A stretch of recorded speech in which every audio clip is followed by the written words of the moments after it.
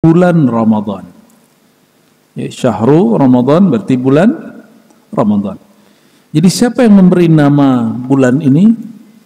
Allah Subhanahu wa ta'ala. Allah yang langsung kasih nama. Ya, kita mengasih namanya bulan puasa. Bulan puasa bukan nama dari Allah. Nama dari Allah bulan Ramadan.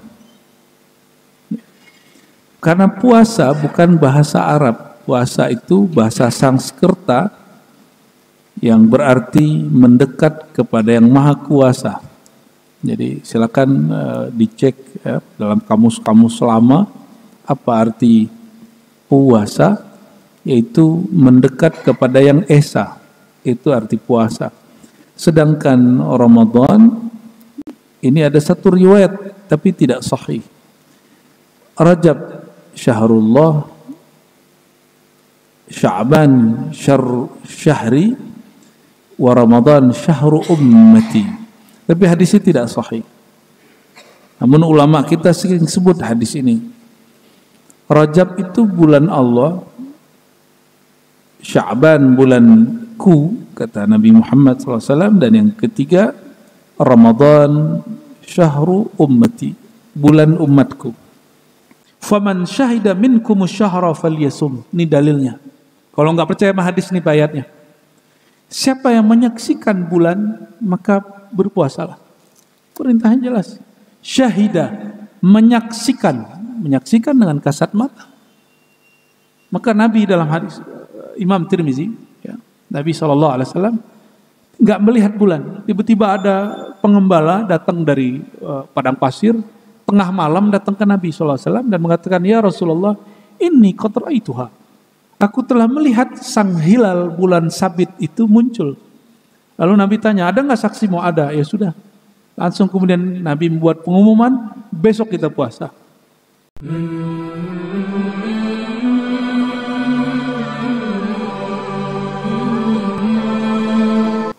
Nasirul haqqi bil haqqi wal hadi ila siratikal mustaqim. وعلى آله حق قدره ومقداره العظيم أما بعد اللهم إنا نسألك خير هذا اليوم وخير ما فيه وخير بعده ونعوذ بك من شر هذا اليوم شر ما فيه ومن شر بعده وباركنا في هذا الشهر وفي شهر رمضان آمين يا رب العالمين وصلى الله على نبينا محمد. Bapak Ibu, saudara saudari sahabatku yang bukan Allah, InsyaAllah ini kajian untuk kami penutup di masjid ini, sekaligus sesuai permintaan pengurus takmir untuk menyambut bulan Ramadan.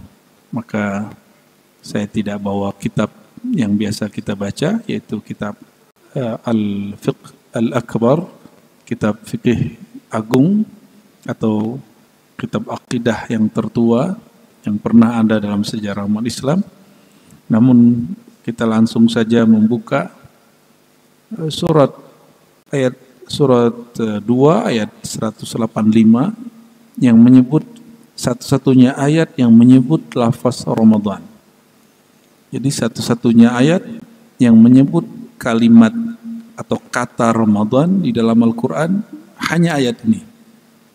Surat 2 berarti surat apa? Al-Baqarah ayat 185.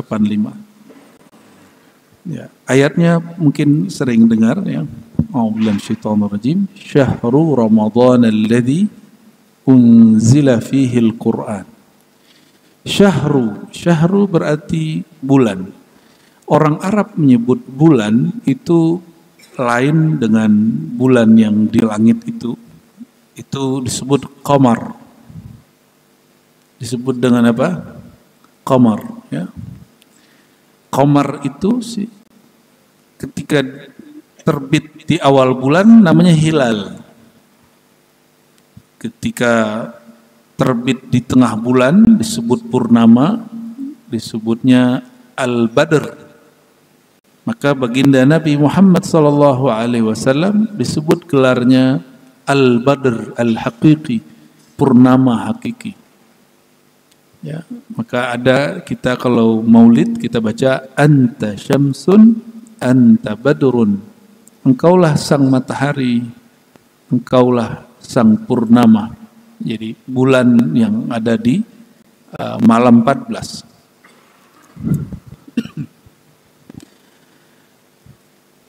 Sedangkan bulan dalam sebutan hitungan 1 sampai 29 atau 30 bahasa Arabnya syahrun. Jadi bulan yang dihitung ini disebut dengan syahrun. Apa arti syahr? Syahr sesuatu yang tampak. Maka ini satu akar kata dengan syuhrah masyhur. Ya, masyhur bukan bahasa Betawi, bukan bahasa Melayu, bukan bahasa Jawa, bukan bahasa Padang, bukan bahasa Bugis, itu bahasa Arab yang berarti sesuatu yang tampak. Masyhur, ya. Maka syahrul Ramadan, sesuatu yang tampak dari bulan Ramadan, itu terjemahan harfiah, tapi terjemahan maknawinya sudah melekat, yaitu bulan Ramadan. Ya, syahrul Ramadan berarti bulan Ramadan. Jadi siapa yang memberi nama bulan ini? Allah Subhanahu wa ta'ala. Allah yang langsung kasih nama. Nah, kita mengasih namanya bulan puasa. Bulan puasa bukan nama dari Allah. Nama dari Allah bulan Ramadan. Karena puasa bukan bahasa Arab. Puasa itu bahasa Sanskerta yang berarti mendekat kepada yang maha kuasa. Jadi silakan dicek ya, dalam kamus-kamus lama apa arti puasa, yaitu mendekat kepada yang esa. Itu arti puasa. Sedangkan Ramadan ini ada satu riwayat tapi tidak sahih. Rajab syahrullah, Sya'ban syahri, wa Ramadan syahru ummati. Tapi hadis ini tidak sahih. Namun ulama kita sering sebut hadis ini. Rajab itu bulan Allah, Sya'ban bulanku, kata Nabi Muhammad SAW, dan yang ketiga Ramadan syahru ummati, bulan umatku.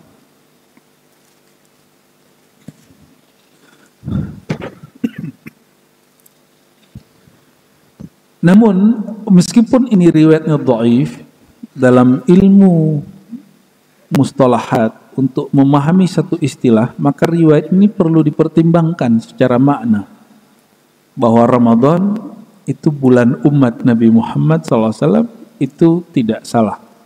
Dan ada satu riwayat lagi yang juga dhaif, ya.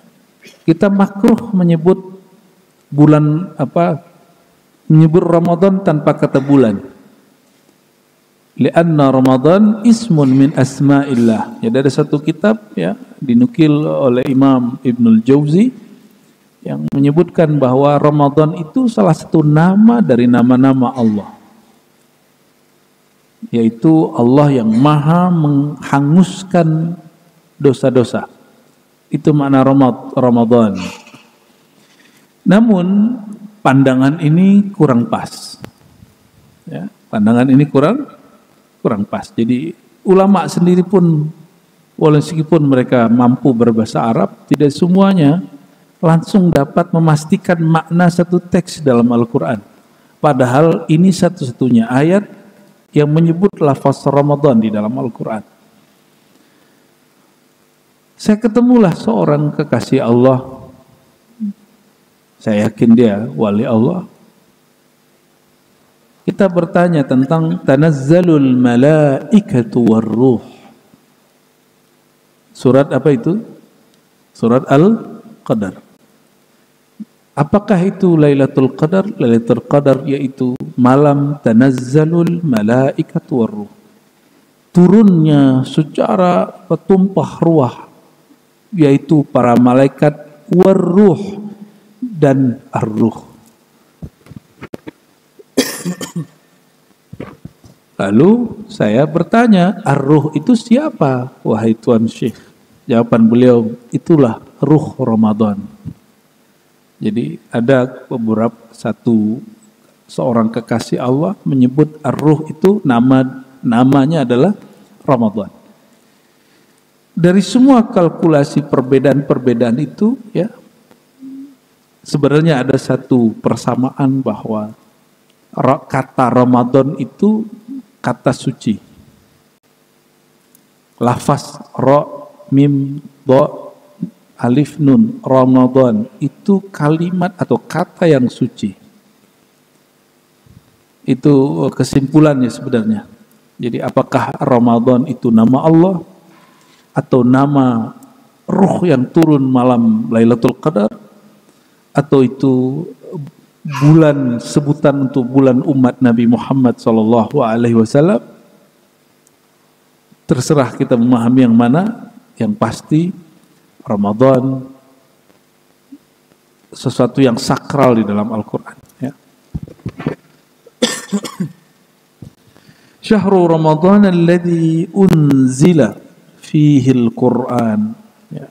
Biasanya ini dibaca pas nuzul Quran ya. Tadi pengurus juga menanyakan saya bisakah Syawal atau nuzul Quran, tapi saya belum menyanggupi ya.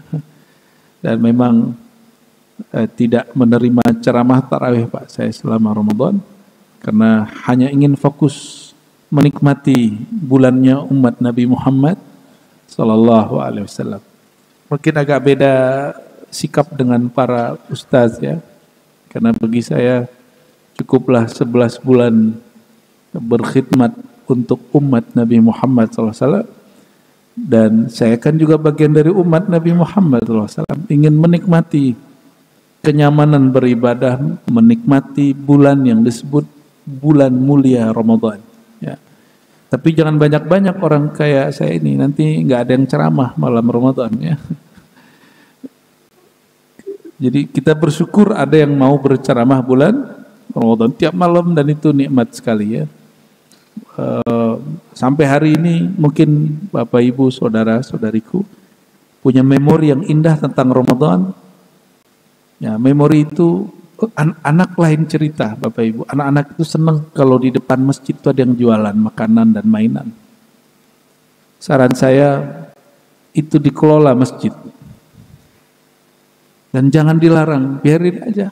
Anak-anak tuh senangnya begitu. Maka dia tahu masjid itu bulan asik. Ramadan itu bulan asik. Jadi sesuatu yang tertanam di alam bawah sadar saya, kalau bulan Ramadan banyak orang jualan makanan ringan di depan masjid. Banyak orang kemudian menikmati malam itu, meskipun kita di dalam ada yang sholat, di luar mereka cuma berkeliaran anak-anak. Itu rasanya indah sekali. Ya. Semoga nggak tahu kalau masjid sini apakah itu dikelola atau tidak, atau dilepas begitu aja, atau malah dilarang. Dan saya tidak menyarankan untuk dilarang, karena baginda Nabi Muhammad SAW bikin masjid depannya pasar ya, nggak terganggu kok. Cuma ada satu kejadian, beliau sedang khutbah Jumat, lalu ada orang-orang dari Syam bawa mainan dan bawa bahan jualan dari negeri Syam. Bubar itu Jumat, sisa 12 orang. Jadi selevel sahabat terganggu loh dengan mainan itu. Tapi itu pas Jumatan. Kalau tarawih kan nggak wajib. Yang wajib itu sholat isya aja Pak. Ya kita nggak usah paksakan orang tuh hal yang nggak wajib. Yang mesti kita jaga adalah kesakralan bulan itu. Bahwa bulan itu asik. Ya. Saya tidak akan bahas bahwa bulan Ramadan itu kutiba alaikumusiyam. Nanti kalau saya bahas itu, nanti Bapak Ibu bosan dengerin ceramah bulan Ramadan. Karena setiap ustadz nanti bahas ayat itu. Ya. Setiap ustadz pasti jemput ayat itu. Kita nggak akan bahas ayat. Saya mau bahas ayat 185-nya aja. Ramadan itu unzila fihil Quran, diturunkan di dalamnya Quran. Kita sering dengar bahwa, mohon maaf ya, nuzul Quran malam 17, benar nggak? Sampai hari ini saya tidak bertemu riwayatnya. Yang ketemu adalah bulan Ramadan turun Quran, yaitu Ramadan ke-24, artinya malamnya malam 25. Lalu gimana cara memahaminya? Ini kan riwayat yang ada di riwayat Imam Ahmad dan riwayatnya sahih. Wa unzilal furqan, dan diturunkan Al-Furqan yaitu Al-Quran pada malam 24, ya, pada hari ke-24 atau malam 25. Lailatul Qadar itu Laila malam. Inna anzalnahu fi lailatul qadar. Surat Al-Qadar. Sungguh kami turunkan Al-Quran itu pada malam Al-Qadar. Maka Lailatul Qadar itu malam nuzul Quran. Ini kaidahnya. Inna anzalnahu. Sungguh kami turunkannya, yaitu Al-Quran pada malam Qadar. Lalu malam Lailatul Qadar itu sebelum 20 atau setelah 20? Malam Lailatul Qadar sebelum atau setelah? Ini bukan mau nyalahin tradisi, tidak, tapi sekedar bab keilmuan. Sekedar bab keilmuan. Saya mau tanya Bapak Ibu, semua yang kita dengar selama ini, Lailatul Qadar sebelum 20 atau setelah 20? Jadi seorang sahabat mengatakan, aku mendengar Nabi Muhammad SAW, hadis Sahih Bukhari, ya, uritukum Lailatul Qadar, aku diperlihatkan Lailatul Qadar, tapi aku lupa, kata baginda Nabi Muhammad SAW. Faltamisuha fil ashril awakhir, maka carilah Lailatul Qadar itu di 10 hari terakhir. Hadis Sahih Bukhari, Sahih Muslim, Abu Daud, Tirmizi, Nasai, Ibnu Majah, Ahmad, Malik, semuanya meriwayatkan hal hampir yang sama. Apa maksudnya? Apabila Lailatul Qadar itu bukan malam sebelum 20, dan Lailatul Qadar itu malam turunnya Quran dan turunnya malaikat dan ar-ruh, maka benarlah hadis Imam Ahmad itu, unzilal furqan, diturunkan soal Quran pada malam ke-25 hari ke-24, bukan malam 17. 17 itu hari perjuangan Ahlul Quran yang disebut hari perjuangan Ahlul Badar, disebut perang Badar. Ulama kita sering memperingati Lailatul Qadar, memperingati Quran, turun Quran digabung dengan haul Ahlul Qadar. Jadi kalau kami di majelis, saya secara pribadi malam 17 itu sengaja mengirimkan Fatihah dan tawassul kepada Ahlul Badar yang jumlahnya 313. Dan ini sudah disusun oleh Imam Syekh Al-Barzanji. Jadi ada tawassul bi asma'i Ahlul Badar. Tawassul dengan nama-nama Ahlul Badar itu malam ke-17. Karena Ahlul Badar, sahabat Nabi yang jumlahnya 313, mereka semuanya Ahlul Quran, mereka pejuang Al-Quran, perjuang umat Nabi Muhammad SAW, berperang, perang yang disebut perang Badar itu hari atau malam ke-17. Ya, siang puasa, malamnya Qiyamul Lail. Bayangkan. Dan kualitas mereka, Bapak Ibu, kualitas Ahlul Badar. Jadi Ahlul Badar ini boleh diartikan Ahlul Quran. Kata Nabi SAW di hadis Imam Bukhari, ini buat mereka loh ya, bukan buat kita. Kecuali kita sampai di makom itu. Sepertinya belum. Ya. I'malu ma syi'tum fa innallaha qad ghafara lakum. Berbuatlah sesukamu, Allah pasti telah mengampunimu. Qad ghafara, sungguh telah mengampunimu.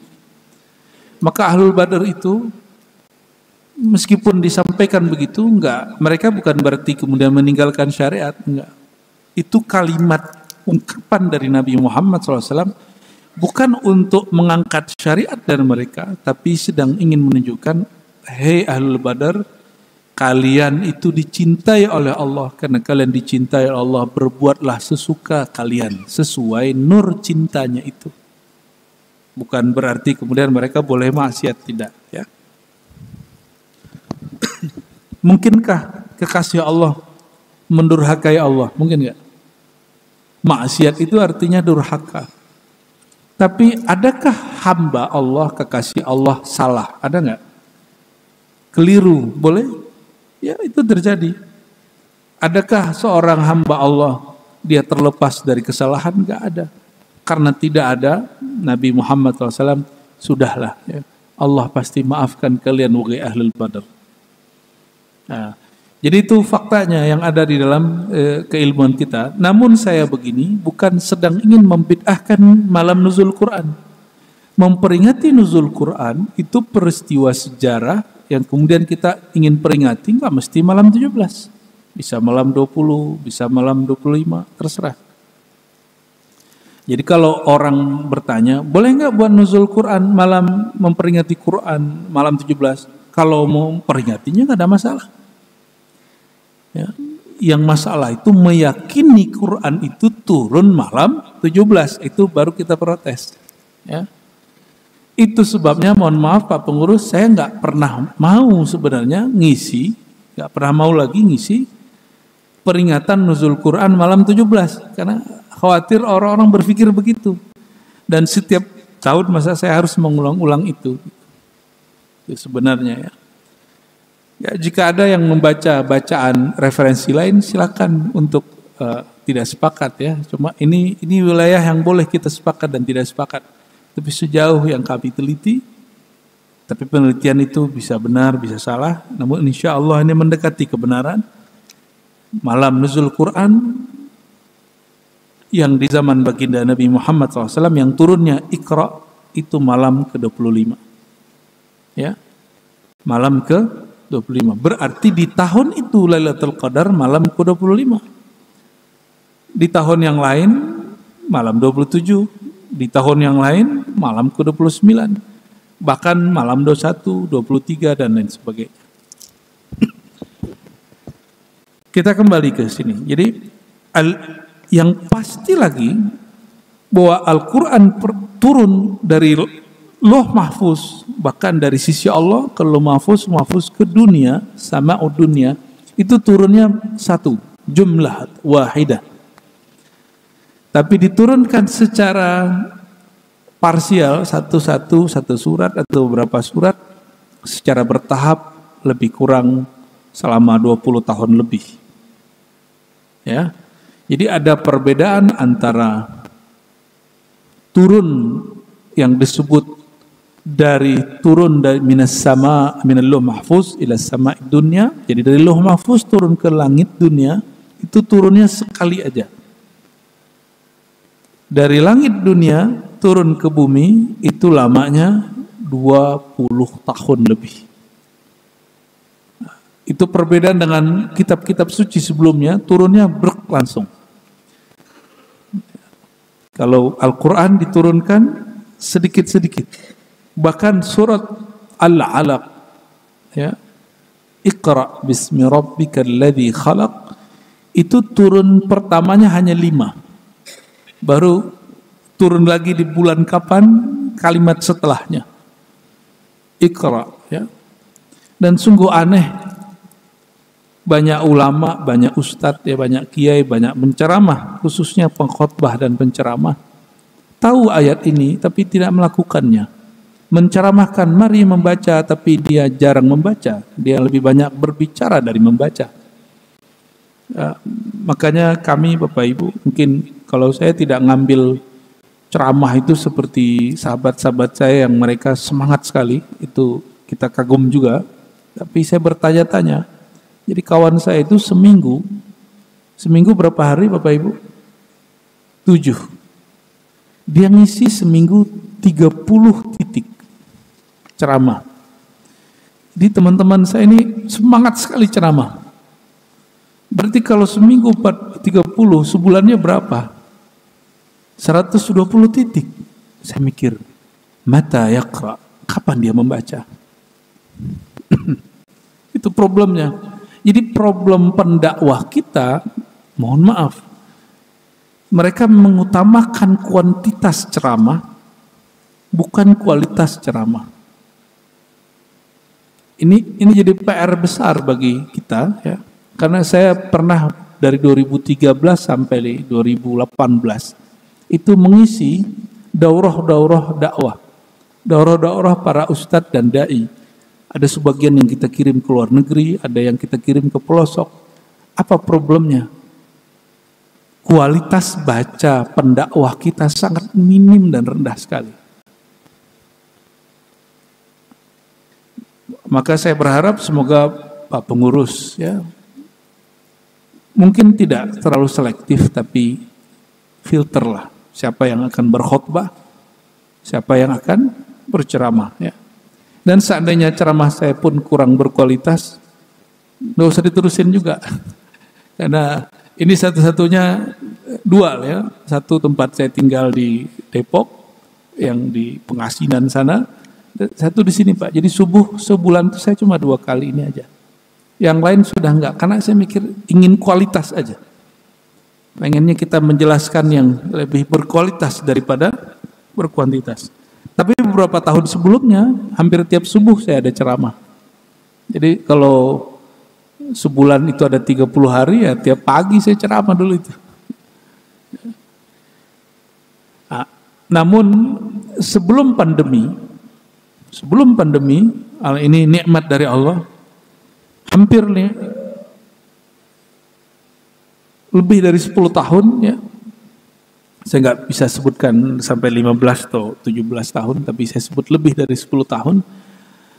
5 kali dalam sepekan saya ngajar dalam bahasa Arab, mengajarkan kitab-kitab hadis dan kitab akidah. Jadi kita pakai khatam kitab, ganti lagi, khatam kitab, ganti lagi. Sehingga saya menikmati hari ini, hanya cukup mengingat sebentar hadis-hadis yang dulu kami baca dan hafalkan. Jadi nggak perlu persiapan. Nah itu nikmatnya, alhamdulillah. Ya, karena saya banyak juga melihat ini, mohon maaf Bapak Ibu, orang benci Yahudi, tapi dia menikmati produk Yahudi. Dia benci Amerika, tapi dia mau ceramah, dia buka dulu aplikasi yang dibuat oleh orang Amerika itu. Apa itu? Ustadz sebelum ceramah sekarang buka apa? Buka handphone, buka smartphone, buka Google, buka YouTube. Padahal katanya benci Yahudi, benci Amerika.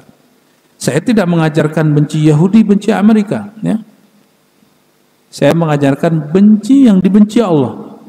Yahudi ada yang muslimah, ada yang tidak muslim. Istri Nabi ada yang Yahudi, yaitu Safiyah. Maka kita terhadap Yahudi nggak ada urusan ras, urusannya urusan agama. Tapi sejak kapan agama itu kemudian mengajarkan kebencian? Sejak orang salah faham tentang beragama. Seandainya beragama Islam itu membuat benci-bencian, maka Nabi SAW pasti benci dengan Maria Al-Qibtiyah. Karena dia seorang Nasrani. Pasti benci dengan Sofiyah, dia seorang Yahudi. Enggak, agama kita enggak begitu Pak. Dulu negeri kita juga enggak Islam kok. Negeri kita baru belakangan masuk Islamnya. Dulu mungkin kakek buyut bapak ibu masih ngasih sesajen ke pohon, ya.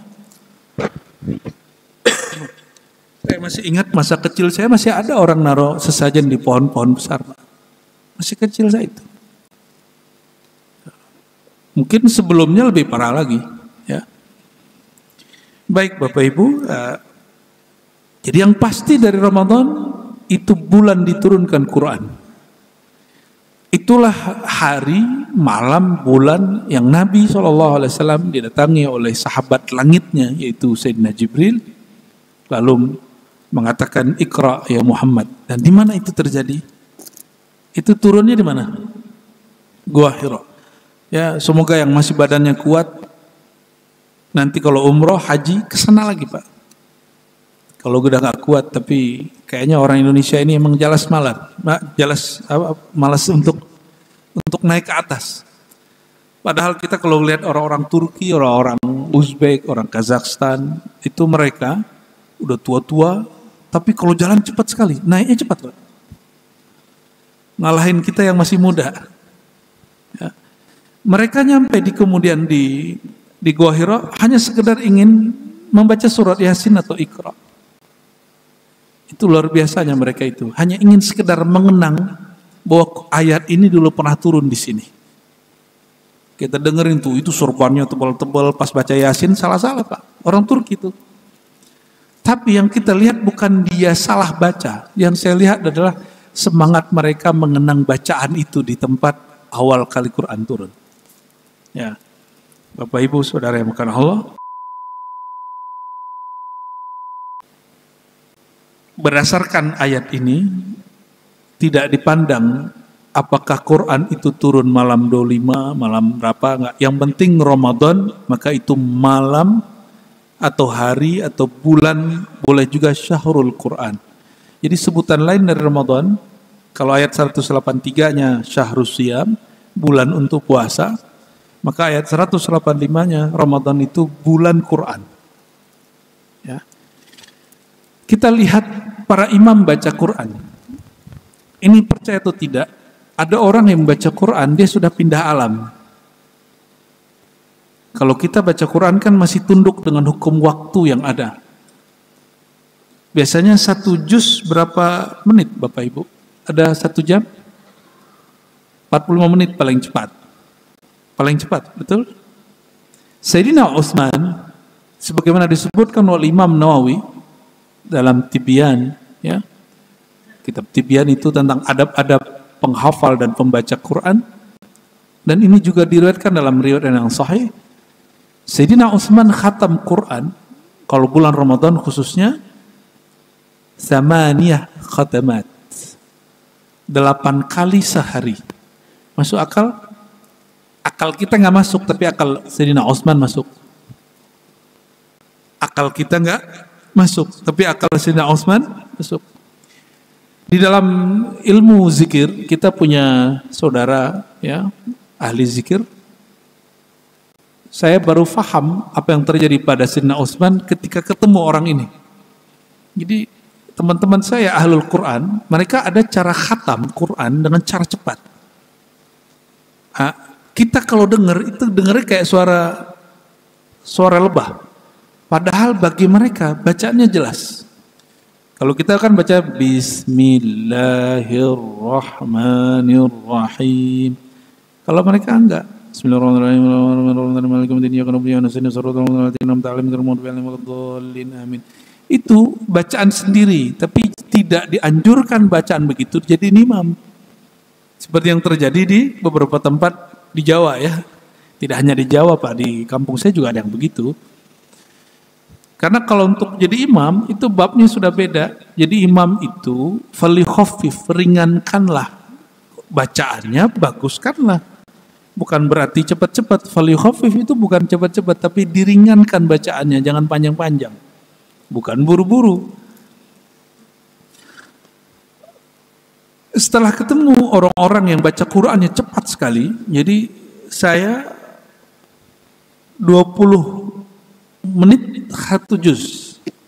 Dia 10 menit 1 juz. Dia 10 menit 1 juz. Berarti kalau 30 juz berapa menit dia perlu? Orang ini 1 juz 10 menit. 30 juz berapa menit dia perlu? 300 bagi 60 berapa? 5 jam khatam Quran. Masuk akal? Sehari ada 24. Ya, anggaplah 25 jam. 25 bagi 25, 5 kali khatam, Pak. Masuk akal itu.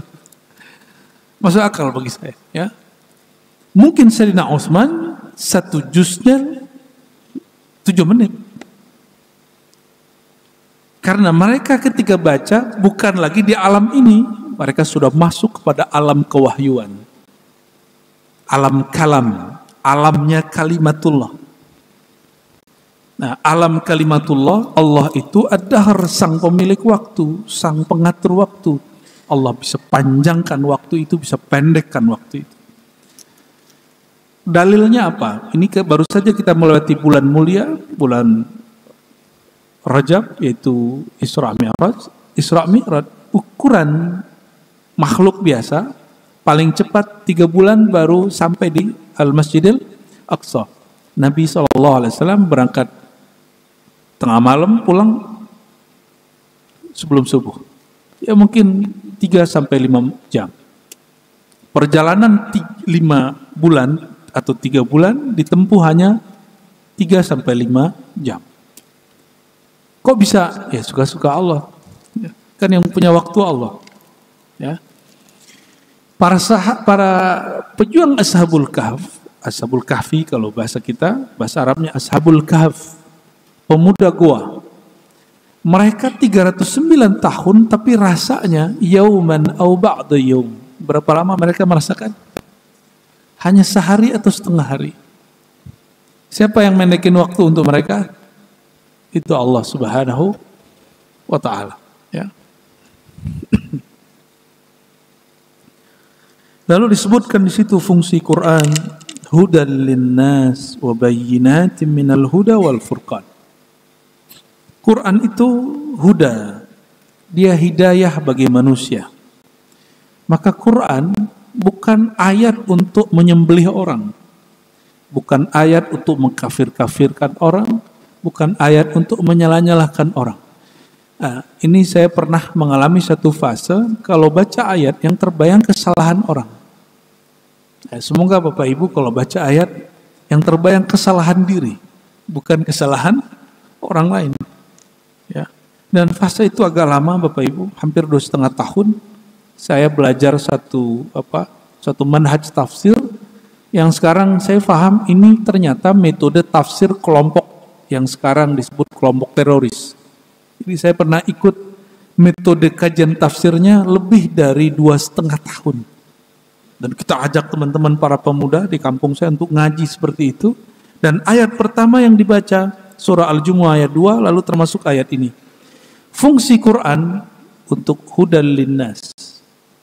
Lalu metodenya, ini hati-hati anak-anak pemuda ya, mahasiswa ini masuk ke kampus-kampus. Jadi ada kelompok-kelompok tafsir. Ini tidak semuanya kelompok tafsir itu diridhai oleh Allah SWT. Kenapa? Ya saya bekas itu. Kami dulu selama 2,5 tahun dalam kelompok tafsir mengambil ayat sesuai nafsu kami. Nah, pakailah ayat ini bahwa metode menjelaskan Quran adalah bahwa bayyinatin minal huda wal furqan. Ayat dijelaskan dengan ayat.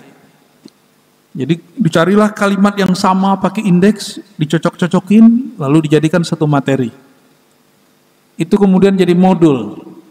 Sehingga disitulah orang salah faham tentang kata khalifah di Quran. Ya, ternyata Ustadz saya itu penganjur khilafah, tapi dengan cara yang salah kaprah. Saya mencita-citakan khilafah, tapi khilafah ini bukan kita yang buat. Ya, ini saya sampaikan ya, bahwa seorang muslim pasti merindukan khilafah yang dirindukan itu, yaitu khilafah ala minhajid nubuwah, khilafah pemerintahan yang dipimpin berdasarkan manhaj jalan thariqah kenabian.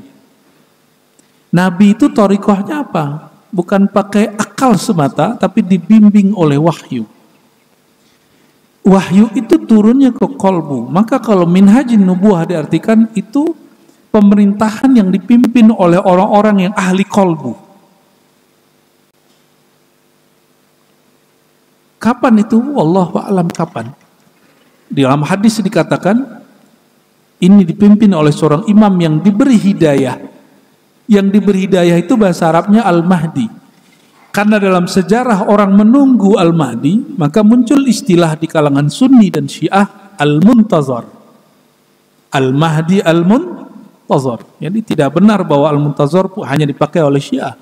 Ulama Ahlus Sunnah Bahkan ada teman saya, tadinya ya inilah parahnya jamaah, para pencari kebenaran nih, tapi kemudian datang ke ustadz dan meninggalkannya sesukanya. Ya, jadi ngaji ke kita nangis-nangis, ya. Habis itu nggak ngaji lagi sama kita karena terpengaruh satu potongan video Syekh Ali Jum'ah, salah satu mantan mufti di Mesir, yang mengatakan bahwa istilah Al-Muntazar istilah dari Syiah. Kalau begitu gurunya Syekh Ali Jum'ah Syiah dong, kan nggak begitu. Potongan video tidak boleh dijadikan sebagai cara kita menghukumi orang ini secara umum. Gurunya Syekh Ali Jum'ah namanya Sidi Abdullah Ghumari punya risalah kecil dan judulnya menyebut lafaz Al-Mahdi Al-Muntazar. Dan Syekh Ali Jum'ah menyebut guruku ini mursyid wali Allah dan ahli hadis, ahlu sunnah wal jamaah. Maka istilah Al-Muntazar bukan istilah Syiah, itu istilah yang muncul di kalangan ahlu sunnah dan juga dipakai oleh kalangan Syiah. Ya. Nah, kita tidak ada urusan dengan itu, urusan kita mengikuti sunnah Nabi Muhammad Sallallahu Alaihi Wasallam. Bapak Ibu yang makan Allah, saudara-saudariku, banyak di musim kampanye dan di musim pemilihan ini, orang kemudian skeptis dengan hasil demokrasi, lalu mengatakan demokrasi kufur. Ada ngaku-ngaku ahlu sunnah buat muktamar, tapi pas kita cek ini ulama ahlu sunnah dari mana, pesantren dari mana nih orang. Ternyata banyak hari ini orang yang mensabotase nama ahlu sunnah aswaja, lalu mereka buat muktamar, membuatkan hasil kesimpulan yang dulu dilakukan oleh kelompok yang namanya Hizbut Tahrir. Pernah dengar? Hizbut Tahrir itu sudah dilarang di Indonesia tapi telat. Saudi sudah melarangnya jauh-jauh hari, awal muncul langsung dilarang. Bahkan di negeri tempat munculnya, yaitu Yordan, itu Hizbut Tahrir dilarang, diharamkan. Di Mesir juga diharamkan. Loh, Indonesia kok terima mentah-mentah? Dan alhamdulillah kita beberapa waktu lalu dengar pemerintah kita baru melarang. Tapi Indonesia tidak punya undang-undang untuk memberhentikan aktivitas Hizbut Tahrir. Dan tidak ada undang-undang kita untuk menangkap Hizbut Tahrir. Itu baiknya Indonesia. Maksudnya apa? Kelompok-kelompok yang hari ini ingin menghancurkan negara Indonesia yang kita cintai ini adalah kelompok-kelompok yang menikmati sistem negeri kita. Tanpa demokrasi, ada nggak kelompok Hizbut Tahrir itu? Nggak ada. Tapi mereka mengharamkan demokrasi. Ini hipokrit. Ya, tapi terjadi, Pak. Terjadi. Ya. Saya nggak tahu setiap Jumatan masih ada yang bagi-bagi selebaran nggak di sini? Selebarannya judulnya Al-Islam. Ya. Saya nggak benci juga sama Hizbut Tahrir, Pak. Tapi secara ideologi bagi kita itu keliru besar. Karena mereka meyakini Rasulullah SAW mendirikan khilafah. Ini pembohongan terhadap Rasulullah SAW. Ini perhatikan. Nabi tidak pernah membangun khilafah, karena khilafah artinya negara yang dibangun setelah Nabi Muhammad SAW, melanjutkan pemerintahan Nabi Muhammad SAW, disebut khilafah. Maka yang bangun khilafah siapa? Sahabat Nabi. Karena khilafah itu produk sahabat, bukan produk wahyu, maka khilafah suci atau tidak suci? Ini kita boleh cek, Bapak Ibu. Kita boleh cek. Sayyidina Abu Bakar dipilih langsung, Sayyidina Umar dipilih langsung? Tidak, ditunjuk oleh Abu Bakar. Utsman dipilih langsung? Tidak, perwakilan. Ali perwakilan. Sayyidina Ali ke Muawiyah itu sistemnya apa? Pakai perang dulu. Perang Siffin, baru kemudian diplomasi. Lalu Sayyidina Ali kirim diplomat, diplomatnya kalah. Jadi dalam sistem khilafah sahabat itu terjadi perang, terjadi pembunuhan, perang Sayyidina Ali dengan Aisyah, perang Sayyidina Ali dengan Muawiyah. Itu khilafah. Muawiyah bunuh 12 sahabat Nabi sehingga membuat Sayyidah Aisyah tidak mau menyapanya. Muawiyah mengatakan, saya tidak bermaksud seperti itu wahai ibunda, tapi ibunda Aisyah menolaknya. Itu terjadi di khilafah. Yang membunuh cucu Rasulullah SAW, Sayyidina Al-Husain, itu masa khilafah Yazid bin Muawiyah. Yang membunuhnya adalah gubernur daripada Irak namanya Ibn Ziyad.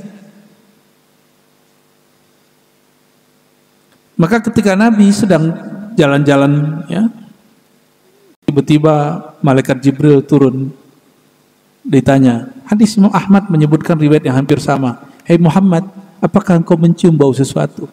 Kira-kira begitu kalau diterjemah sekarang. Kalau di Imam Ahmad lain, beliau langsung berkalam kepada Abbas atau keluarga Nabi yang lain.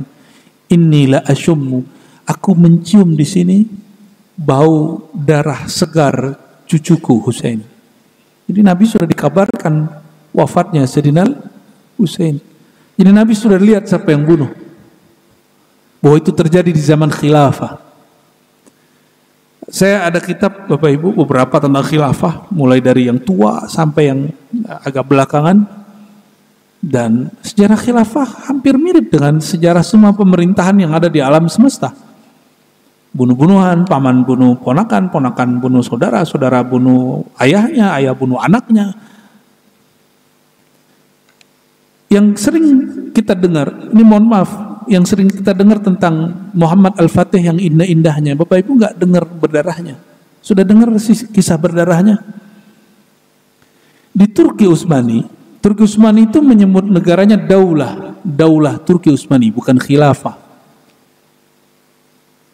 Turki Utsmani menghapus sistem putra mahkota. Pernah dengar? Oleh karenanya, semua putra raja dulu kan istrinya banyak. Ulamanya juga istrinya banyak. Tapi ini beda kalau raja punya istri banyak dengan ustadz punya istri banyak, itu beda. Kalau raja punya istri banyak, efeknya kepada pelanjut dia. Muhammad Khan atau Mehmet Khan kata orang sana, belum namanya Al-Fatih. Gelar Al-Fatih belum disematkan. Dididik bukan juga oleh seorang muslim, dididik oleh seorang ibu tirinya atau seorang ibu asuhnya yang seorang non muslim, yang mengajarkan dia cara berpolitik. Dan disitulah saya tragis sekali melihat Muhammad Khan yang kemudian digelari Al-Fatih, dia mesti harus membunuh, memerangi saudara masih sedarah sama dia, cuma mungkin beda ibu. Karena Turki waktu itu pecah menjadi 4 kerajaan. Berapa pecahnya? 4 kerajaan kecil. Dan itu yang orang yang Bapak Ibu dengar hari ini Muhammad Al-Fatih itu bunuhin mereka, ada yang tangkapin mereka. Saudara bunuh saudara. Maka tidak ada bedanya. Semua pemerintahan selain pemerintahan Nabi Muhammad SAW itu pasti berdarah. Yang suci hanya pemerintahan Nabi Muhammad SAW, itu pun ada perang.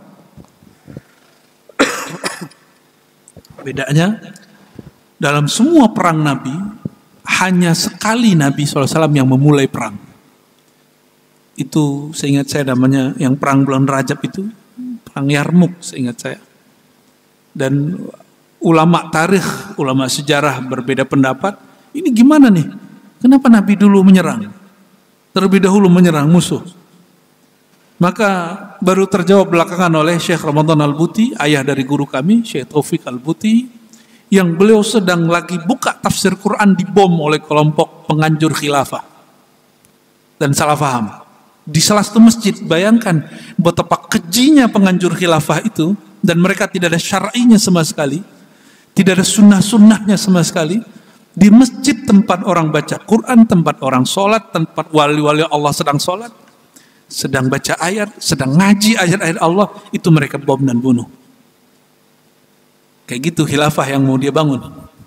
Ya, na'udzubillah min dzalik. Jangankan rahmat bagi alam semesta, rahmat bagi sesama muslim pun dia tidak ada. Kata Syekh Muhammad Sa'id Ramadan Al-Buti. Ya. Nabi itu sekali-kalinya memulai perang, itu alasannya jika Nabi tidak menyerang Romawi, maka Nabi pasti diserang bulan berikutnya. Maka pilih mana? Diperangi atau nyerang duluan?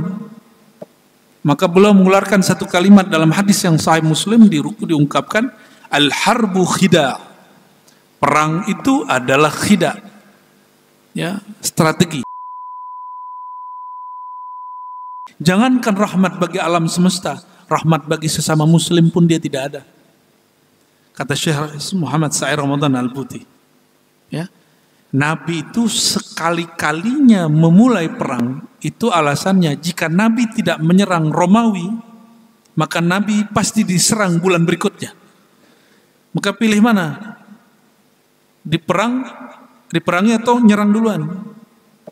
Maka beliau mengeluarkan satu kalimat dalam hadis yang sahih Muslim, diungkapkan, al-harbu khida. Perang itu adalah khida. Ya, strategi atau tipu. Kalau terjemahan harfiahnya tipu daya. Kalau saya menerjemahkan strategi. Nah, Bapak Ibu, terutama anak-anak muda, udah tenang ya. Nggak usah kemudian menginginkan sesuatu sebelum masanya. Karena Imam Nu'taillah mengatakannya, min jahlil murid. Ya, salah satu ciri seseorang masih jahil, tidak kenal Allah, tidak kenal baginda Rasulullah SAW, tidak kenal Al-Quran dan Sunnah, menginginkan sesuatu sebelum terjadi. Allah belum menginginkan khilafah itu ada, terus kita menginginkannya. Kalau Allah menginginkan, dikatakan dalam hadis, seandainya kiamat tinggal 1 hari lagi, maka malam tadi Allah islahlah seorang imam namanya Imam Mahdi. Islah itu artinya diperbaiki. Allah ganti sifat dia. Berarti, nah ini kata kunci Bapak Ibu. Sang imam itu lagi Allah balut dengan sifat-sifat kemanusiaan yang kita kemudian mustahil dia sang imam. Kan pikiran orang Imam Mahdi itu dari sekarang sudah tahajudan ya. Sudah sholat jamaah terus-terusan, hafiz Quran gitu. Itu bayangan kita. Tapi saya kalau baca hadis ini, seandainya kiamat hanya tinggal 1-2 hari, maka Allah akan islah sang imam itu dalam semalam. Yuslihuhullahu fi lailah. Berarti yang mengkehendaki imam itu siapa? Allah. Udah, kita siapkan diri, pantaskan diri dengan apa? Qurankan kolbu kita. Ya, Qurankan kolbu ini, maka nanti ketika sang Al-Mahdi muncul, kita nggak kaget. Saya khawatir Pak, setelah nonton Al-Fatar itu, karena Fatar muncul ya. Avatar yang Bapak Ibu lihat, itu kan konsep Mesiah dalam semua agama, lalu dibuat menjadi hiburan. Dan asik sekali kan nontonnya. Tapi hati-hati, avatar yang dilihat orang hari ini itu baru avatar alam bumi, bukan alam semesta. Sedangkan Al-Mahdi itu rahmat bagi alam semesta. Semuanya. Tidak hanya bumi ini. Di situ disebutkan puncak daripada avatar, sang penyelamat, juru selamat akhir zaman, itu mampu mengendalikan 4 unsur alam. Api, air, apa lagi? Itu disebut orang sakti. Hanya mengendalikan bumi. Kalau dalam ilmu kemakrifatan, orang ini disebut wali alam, bukan wali Allah. Dia cuma wali alam, bukan wali Allah. Kalau wali Allah, tidak hanya 4 unsur alam semesta itu. Coba lihat baginda Nabi Muhammad SAW tunjuk matahari, itu matahari berhenti Pak sejenak. Karena Sayyidina Ali mau sholat asarnya telat. Mataharinya sudah separuh terbenam. Nabi tunjuk, wahai matahari, tahan sejenak. Ya, saudaraku Ali sedang mau sholat. Tungguin. Jadi tidak hanya anasir yang 4 itu, sampai matahari, sampai bulan, itu bisa dikendalikan oleh Rasulullah SAW. Tapi Rasulullah nggak pakai itu setiap hari. Karena itu namanya melanggar hukum alam. Disebut khariqul adah, merobek hukum alam. Jika ada satu hukum alam dirobek, maka dia berefek kepada hukum-hukum yang lain. Ini bahayanya. Jadi, terus yang kedua, coba lihat. Di situ avatarnya mengendari apa? Ada binatang berbulu yang bisa terbang, benar nggak? Saya agak ngeri Pak. Yang saya dengar lain kebalik. Justru Dajjal itu, nah ini kita dengar dari pandangan ulama yang kasyaf. Punya kendaraan, salah satunya kendaraan yang punya kendaraan bisa terbang sebesar itu, sebesar yang dikendarai si Alfatar itu. Apa yang saya khawatirkan nanti, film ini masuk ke alam bawah sadar anak-anak muda. Mungkin Bapak Ibu, mohon maaf, sudah ada yang berpulang sebelum sang imam itu muncul. Wallahu a'lam. Mungkin ada yang dipanjangkan umurnya. Di saat nanti Imam Mahdinya muncul, Dajjalnya muncul, si Dajjalnya mengendarai binatang yang bisa terbang. Orang mengira, oh ini avatar, ini Mahdi. Itu yang saya khawatirkan. Ya. Sedangkan Imam Mahdinya tidak dikasih buruk. Nggak dikasih buruk Pak. Disuruh berjuang seperti manusia biasa. Dikejar-kejar ya. Mau dibunuh orang dari mana-mana. Maka mereka hanya bergerak malam hari. Setiap kali terbenam matahari mereka bergerak. Untuk menyelamatkan diri. Untuk kemudian berpindah ke negeri yang tanah suci itu. Yaitu Mekah. Jadi enggak seperti yang diimajinasikan orang-orang yang berbicara akhir zaman sesuai dengan imajinasi, khayalan. Tiba-tiba sekarang ada Imam Mahdi dibaiat di Mekah, kan ada sekarang begitu, ya. Betul lah.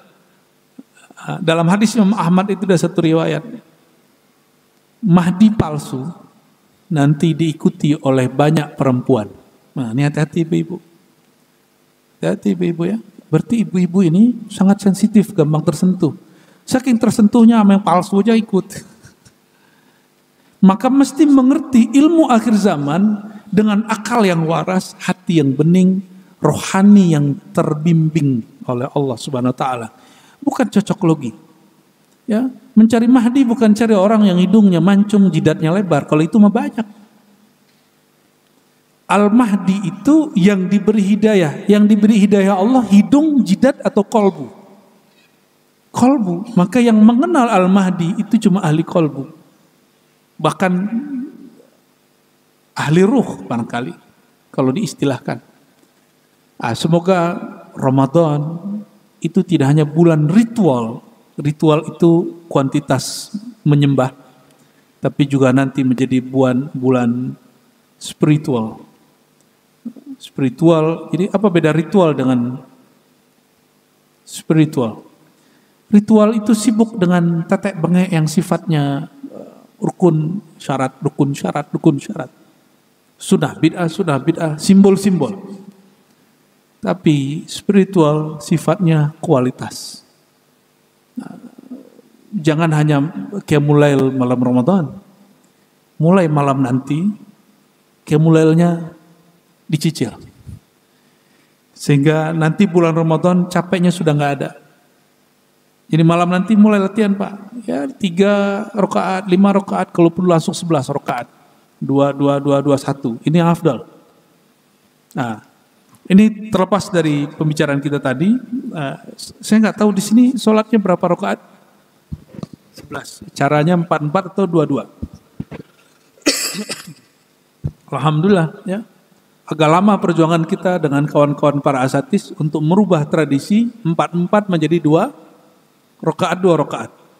Ya, karena untuk mendewasakan takmir masjid ini agak sulit. Ya, mohon maaf Pak. Di banyak masjid itu takmir masjid ngomong gini, jamaah pilih mana? 4 atau 2. Kalau jamaah pasti milihnya apa? 4 cepat. Pilih mana 20 atau 11? Jamaah pilihnya mana?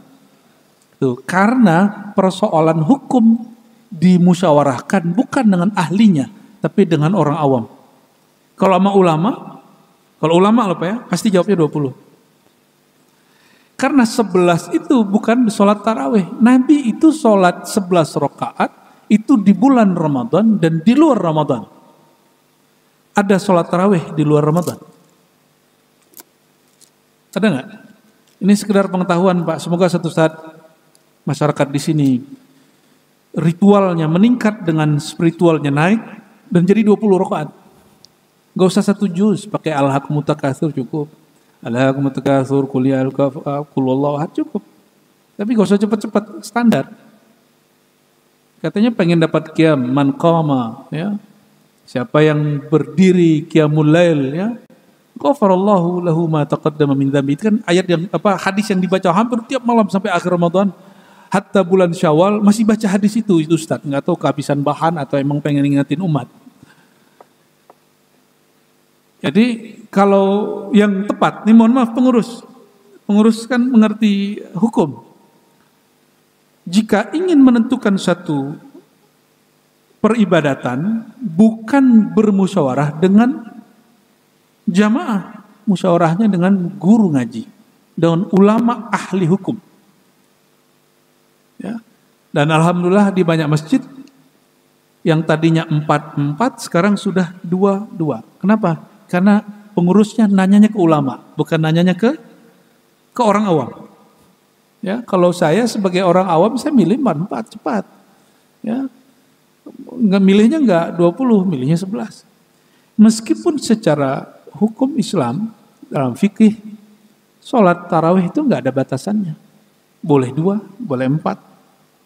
Tapi ulama kita, para sahabat sepakat bahwa mereka dipimpin oleh Sayyidina Ubay bin Ka'ab 20 rakaat. Dan itu riwayatnya sahih. Dan ulama ahli fikih sepakat itu ijma, kesepakatan. Yang ada itu di sejarah umat Islam itu nambah bukan kurang. Sampai di Indonesia jadi kurang. Imam Malik tinggal di Madinah. Muridnya Imam Syafi'i asalnya Mekah. Di Mekah orang kalau selesai 20 rakaat mereka tawaf dulu. Selesai tawaf mereka sholat 2 rakaat lalu witir. Jadinya 23. Jadinya berapa? 23. Selama tawaf itu Imam Malik mikir, kalau orang Mekah begitu supaya selesainya hampir sama, maka beliau melanjutkan 20 rakaat menjadi 36 rakaat. Yang ada sejarahnya nambah. Bukan berkurang, Pak. Giliran bab hari raya, oh Mekah duluan. Giliran sholat malam, nggak nanya Mekah berapa rakaat. Betul nggak? Coba Masjidil Haram berapa rakaat? 20 rakaat. Giliran rakaatnya nggak diambil.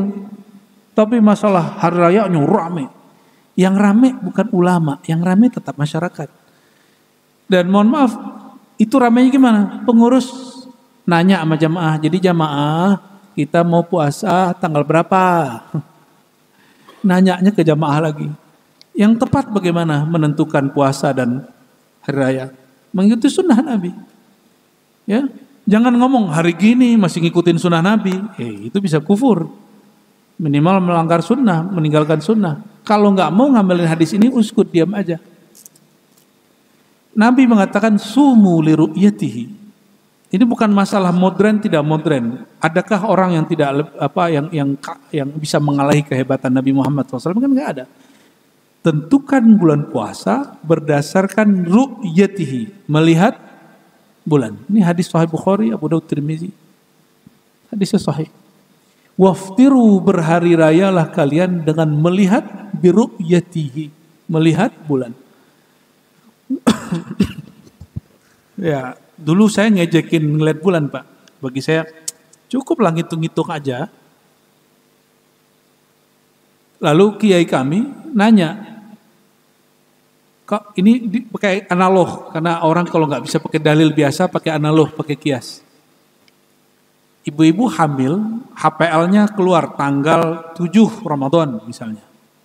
HPL-nya begitu. Itu lahirnya mesti tanggal itu. Bisa maju, bisa mundur, tergantung keluarnya. Bukan berdasarkan hasil hitungan. Dihitung nih sekarang bahwa perkiraan Ramadan terbit bulannya tanggal sekian. Saya mau tanya Bapak Ibu, ini jujur. Itu bulan ngikutin hasil penanggalan? Atau gimana? atau penanggalan harus ngikutin bulannya? Gimana yang pas? Ini nggak ada urusan NU Muhammadiyah Pak. Saya udah lewat masalah debat-debat begitu. Kita sekarang hanya ingin mengamalkan sunnah Nabi Muhammad SAW. Hanya ingin mengamalkan sunnah Nabi. Bapak cek semuanya. Nabi tidak pernah pakai hisab. Sahabat tidak menggunakan hisab menentukan Ramadan. Sampai tabi'in, tabi'ut tabi'in, baru ketika umat Islam menaklukkan Romawi, orang Romawi ngambil ilmu dari Yunani. Yunani dulu belajar ke India. Maka hisab dan falak nujum itu diambil dari orang India lama. Silakan lihat sejarahnya. Itu bukan dari Islam. Ya, katanya ikut Nabiullah, Nabiul Arab, Nabiul Arabi, Nabi orang Arab, bukan Nabi Hindia, bukan Nabi Yunani. Ya, itu kalau mau ketat gitu. Kalau mau apa? Ketat. Nah, ini pesan Imam Nawawi, jangan sampai kamu ibadah ngikutin hawa nafsumu, ngikutin ego kelompokmu. Sebelum ada NU Muhammadiyah, hadis ini sudah ada belum? Ya, belum ada NU Muhammadiyah, hadis ini sudah ada belum? Nah, coba ayatnya lihat. Faman syahida minkumus syahra falyasum. Ini dalilnya. Kalau nggak percaya sama hadis ini ayatnya. Siapa yang menyaksikan bulan maka berpuasalah. Perintahnya jelas. Syahida, menyaksikan dengan kasat mata. Maka Nabi dalam hadis Imam Tirmizi, ya, Nabi SAW nggak melihat bulan. Tiba-tiba ada pengembala datang dari padang pasir, tengah malam datang ke Nabi SAW dan mengatakan, ya Rasulullah, ini qad ra'aituha.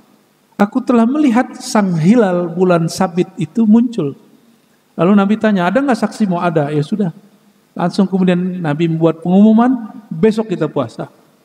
Jadi nggak mesti kemudian kita bersikeras ya. Dan perhatikan ya, kok bisa beda antara satu negeri dan negeri lain. Jadi dulu dalam hadis Nabi dan hadis sahabat tabi'in, yang terjadi perbedaan itu bukan antara dalam satu rumah beda puasa, enggak. Dulu beda negeri, beda kampung, beda mulainya. Itu yang sunnah. Abu Quraib, bukan Abu Quraib, Quraib ya. Dia ditugaskan oleh Muawiyah pergi ke satu kota, itu kota Madinah. Dia berangkat dari Syam, dari Damaskus. Lalu dia menyaksikan Sayyidina Abdullah bin Abbas yang tinggal di kota suci saat itu menentukan bulannya beda dengan ibu kota. Waktu itu Damaskus. Bertanyalah Quraib, ada apa ini wahai Ibnu Abbas? Kamu enggak patuh sama pemerintah? Jawaban Ibnu Abbas apa? Hakadha amarana Rasulullah SAW. Beginilah Nabi perintahkan aku melihat bulan. Maka Imam Muslim ngasih judul itu hadis, likulli baladin ru'yatuhum, bukan likulli syakhsin. Setiap negeri punya ru'yat, bukan setiap orang punya ru'yat. Itu bid'ah. Mana yang sunnah? Beda negeri, beda ru'yat. Maka kita dan Mekah nggak boleh. Apa nggak mesti sama? Coba saya mau tanya Bapak Ibu, kalau siang duluan mana? Kita apa Mekah? Tapi dalam hitungan Arab, yang lebih duluan, yang dihitung itu malamnya atau siangnya? Yang pertama dihitung. Ya, lebih dulu malam kita atau Arab? Mana yang lebih dulu? Lebih dulu malam kita. Tapi, coba perhatikan. Jam 6 nanti, orang lihat bulan. Ini contoh. Jam 6, orang lihat bulan. Itu di Mekah jam berapa? Udah bisa lihat bulan belum? Orang Indonesia memutuskan, kami sudah lihat dari Sabang sampai Merauke, bulan tidak terlihat. Karena apa? Karena mendung atau lain sebagainya. Di Arab jarang mendung. Di jam kita sudah jam 10, mereka jam 6. Bulannya sudah terbit. Bulannya sudah terbit. Itulah kenapa Mekah bisa lebih dahulu puasa dan Syawal daripada kita. Jadi nggak usah kemudian norak itu pengurus nelpon-nelpon sampai ke Mekah. Ustadz Mutawfi ditanya, Ustadz, Mekah itu gimana? Sudais kapan? Itu norak namanya Pak ya, nggak punya ilmu. Kalau ngikutin ilmu Indonesia, hebatnya Indonesia ini nggak maksa-maksa, itu aja hebatnya. Ya. Tim Isbat itu sudah paling oke. Tim Isbat itu bukan NU, bukan Muhammadiyah, tapi dia semua kelompok masuk, tapi Muhammadiyah keluar. Ya, Muhammadiyah keluar benar. Ini saya punya kakek-kakek itu rata-rata Muhammadiyah, tapi bapak saya seorang sufi, mursyid Thariqah. Tante saya ada yang masih ketua Aisyah. Kami beda puasa emang. Tapi kami sepakat puasa itu 1 Ramadan, cuma beda hari aja. Ya, dan kami sepakat bulan Syawal, hari raya itu 1 Syawal. Nggak ada yang sholat Id itu tanggal 2 itu nggak ada. Cuma beda hari. Dan sejarah itu muncul sekarang Bapak Ibu, saya nggak tahu ini fenomena apa. Yang ada di kitab-kitab lama ulama salaf soleh kalam hadis, yang berbeda itu negeri, bukan satu rumah beda. Ya, tapi itu sudah menguntungkan saya Bapak Ibu. Kalau saya ini suka khutbah, saya bisa dapat 2 proyek gitu. Ya. Seharusnya kita berdoa aja biar itu diabadikan ini. Tapi alhamdulillah saya jarang sekali khutbah Aid, jarang ya. Saya biasa jadi makmum. Ya. Bapak Ibu yang makan Allah, maka saya berharap jangan khawatir. Kok umat Islam setiap tahun ribut masalah awal Ramadan, itu biasa. Kalau sudah faham bab ini, tidak usah batalkan Muhammadiyah, karena Muhammadiyah pakai hadis, tapi hadisnya lewat ijtihad. Kami inna ummatun ummiyah, kami umat yang ummi, tidak berhisab, tidak menghitung. Gitu. Maka bulan sekian-sekian pakai hitungan. Dalil ini tidak nyuruh pakai hisab. Tapi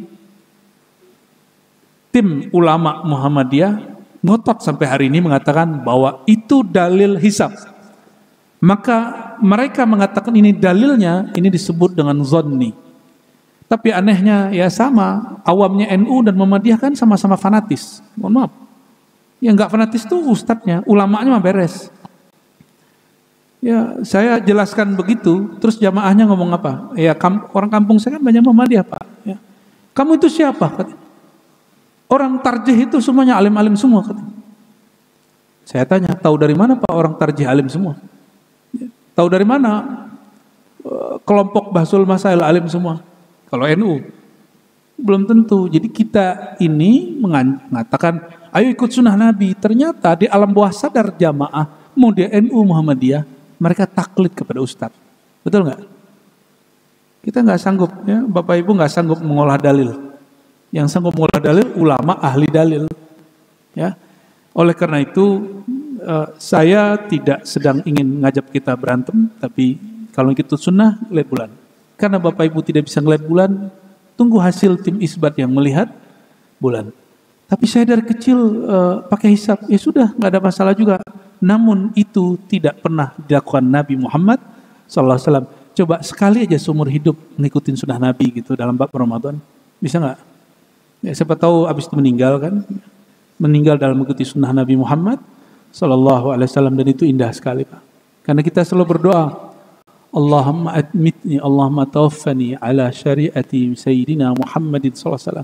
Ya Allah, jika engkau matikan aku, matikan dalam syariat ajaran Nabi Muhammad SAW. Jadi saya tidak mempersalahkan itu, karena memang ada keilmuannya, tapi dia tidak sekuat orang yang mengamalkan sunnah Nabi tanpa penjelasan yang seperti tadi. Barangkali itu Bapak Ibu, semoga kepalanya tidak pusing meskipun agak hot. Karena khilafah dibahas, khilafiyah pun dibahas. Bagi saya tarhib Ramadan, menyambut tarhib artinya menyambut Ramadan, berarti menyambut selamat berbeda pendapat, selamat berbeda cara beramal. Mari kita rayakan perbedaan ini sebagai hamba Allah Subhanahu wa Ta'ala. Bukan tidak perlu tengkar-tengkar, tapi kalau sudah punya pemahaman, pahami dengan ilmunya, lalu amalkan dengan sesungguh. Allah yaftah lana walakum, Allah akan bukakan nurnya. Kita tutup kajian ini dengan baca surah Al-Fatihah. Na'udzubillah.